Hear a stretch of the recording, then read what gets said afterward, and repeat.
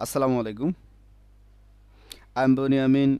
I want to share today a course Mastering Apache Guacamole Remote Access Management. Hello viewers, I'm Bunyamin. Today course outline Introduction Apache Guacamole.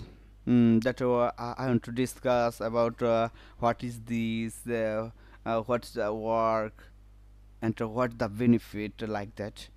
Lab design and architecture.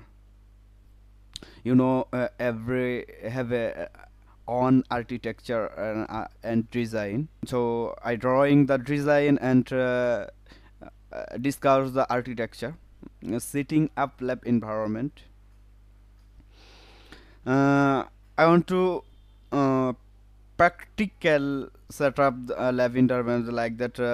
Apache Guacamole would need operating system, need a virtualization, need a Docker, need another element, configuration Guacamole web, and next step established SSH connection, established RDP connection, and troubleshooting and trips. Last things, final thought, conclusion.